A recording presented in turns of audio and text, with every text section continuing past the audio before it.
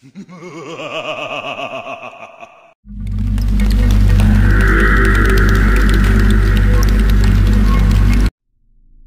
हूं कुंदन। उन दिनों मैं नाना जी की बरसी पर नानी के गांव आया हुआ था, पर वहां पहुंचने के बाद मुझे बार बार नींदों में नाना जी की आवाज़ सुनाई देने लगी। उस रात जब मैं अपनी मम्मी और मासी के साथ सोया हुआ था, तब भी कुछ ऐसा ही हुआ। कुंदन बेटा, कुंदन बेटा। और डर के मारे मेरी नींद खुल गई। कमरे में देखा तो मासी और मम्मी आराम से सो रहे थे, तो मुझे लगा मैंने कोई बुरा सपना देखा होगा। पर तभी कुंदन बेटा, कुंदन बेटा। हाँ? इधर आओ, इधर आओ बेटा। हाँ? इधर आओ। ऐसा पहली बार हुआ था कि मुझे होश में भी नाना जी की आवाज़ सुनाई दे रही थी। ऊपर से इस बार वो सिर्फ मेरा नाम ही नहीं ले रहे थे, बल्कि मुझे अपने पास भी बुला रहे थे। तो मैं अपने बिस्तर से उठा और उस आवाज़ का पीछा करते हुए कमरे से बाहर आ गया। फिर अचानक वो आवाज़ें आनी बंद हो गईं और मुझे घर के बाहर दरवाजे पर कुछ रोशनी सी दिखी। ध्यान से देखा तो वहाँ नानी किसी आदमी से बात कर रही थी। मैंने सोचा भला इतनी रात को वो आदमी नानी से क्या बात कर रहा होगा, तो मैं छुप के उनकी बातें सुनने लगा। क्या चाहिए तुझे? क्यों आया है यहाँ? क्यों नहीं आ सकता? कुछ ही दिनों में ये सब कुछ मेरा होगा। होश संभाल के बात कर, तू जानता नहीं? ए बुढ़िया, आवाज नीचे।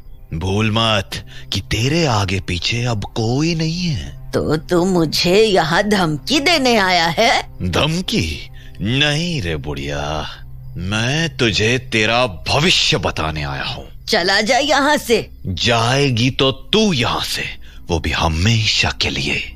और ये बात तू भी अच्छे से जानती है। चलता हूँ, तू तैयारी कर ले यहाँ से जाने की। उसके बाद वो आदमी वहां से चला गया, पर नानी अभी भी दरवाजे पर ही खड़ी थी और खुद से ही कुछ न कुछ बड़बड़ा रही थी। मुझे जल्द से जल्द कुछ करना होगा, वरना बहुत देर हो जाएगी। इतना कहकर नानी घर से बाहर निकल गई। मैंने सोचा भला इतनी रात को नानी कहाँ जा रही है, तो मैं भी उनके पीछे पीछे घर के बाहर निकल गया। रात बहुत ज़्यादा हो चुकी थी, तो बाहर काफ़ी अंधेरा था। पर तभी मैंने नानी को बगीचे वाले रास्ते की ओर जाते देखा। मैंने उस बगीचे के बारे में मासी से कई बार सुना था कि वहाँ पर रात को कोई नहीं जाता, पर फिर भी मैं डरते डरते नानी के पीछे जाने लगा। कुछ ही देर में मैं बगीचे के पास पहुँच गया और मैंने देखा कि नानी बगीचे के गेट के सामने खड़ी थी। वो बगीचा आज रात भी वैसा ही खौफनाक दिख रहा था।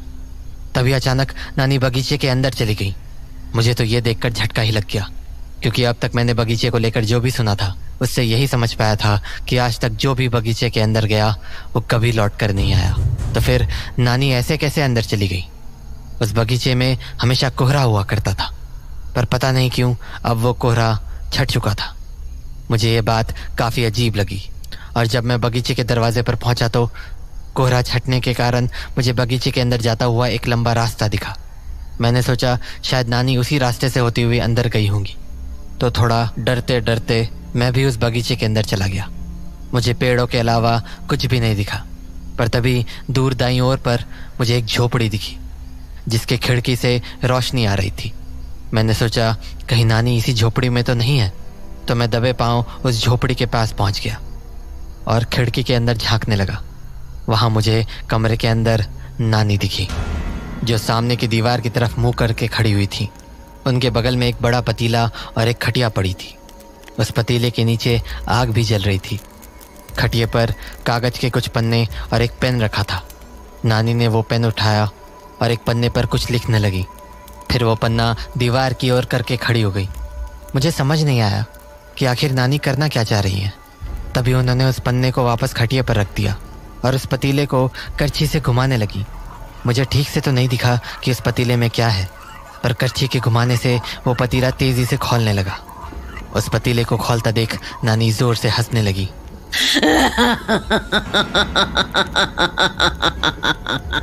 उस हंसी को सुनकर मैं इतना डर गया कि मेरे मुंह से आवाज़ निकल गई।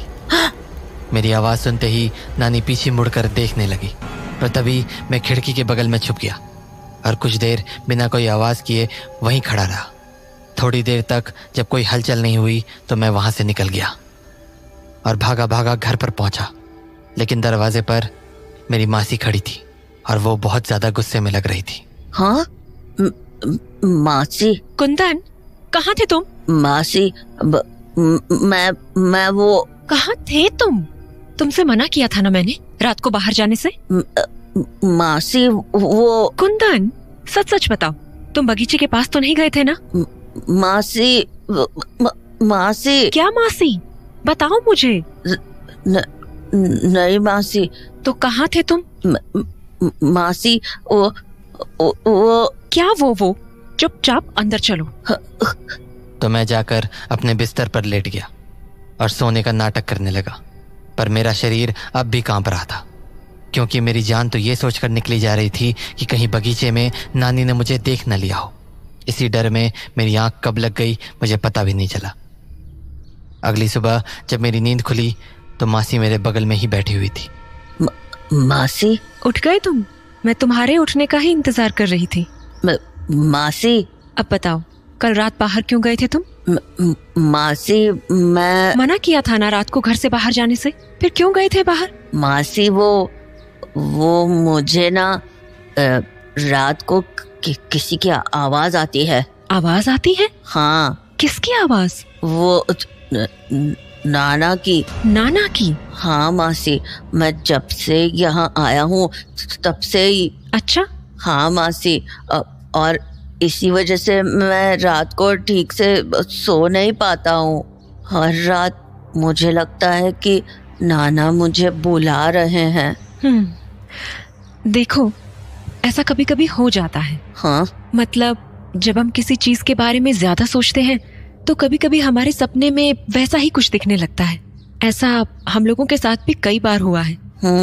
पर मुझे ये बात समझ नहीं आ रही कि तुम कल रात बाहर क्यों गए थे? मासी, क्योंकि मुझे नाना की आवाज आई थी ना। हाँ, पर आवाज तो सपने में आई होगी ना, इसमें तुम्हें बाहर जाने की क्या जरूरत थी? नहीं मासी, वो आवाज मेरे जागने के बाद भी आ रही थी। क्या? हाँ मासी, तभी तो मैं बाहर गया। वो मुझे अपने पास बुला रहे थे। क्या बोल रहे हो ये तुम? सच्ची मासी, वो मुझे बोल रहे थे, इधर आओ, इधर आओ। बातें बनाना बंद करो तुम, समझे? पर मासी... अरे क्या हो गया? नहीं मासी, प्लीज नानी को मत बताना, प्लीज। सॉरी। हाँ, तो ये हरकतें करनी बंद करो तुम, समझे? अगर दोबारा रात को बाहर निकले ना तो याद रखना। ठीक है मासी, नहीं निकलूंगा, पक्का। उस रोज तो मैंने मासी को किसी तरह मना लिया, पर मुझे नानी का डर मन ही मन खाए जा रहा था और शायद इसीलिए मैंने मासी को पूरी बात नहीं बताई। पिछली रात के बाद मेरे मन में कई सारे सवाल उठ रहे थे, जैसे वो आदमी कौन था जो इतनी रात को नानी से मिलने आया था, और उससे बात करने के बाद नानी बगीचे में क्यों चली गई, और वहां जाकर वो उन पन्नों पर आखिर लिख क्या रही थी।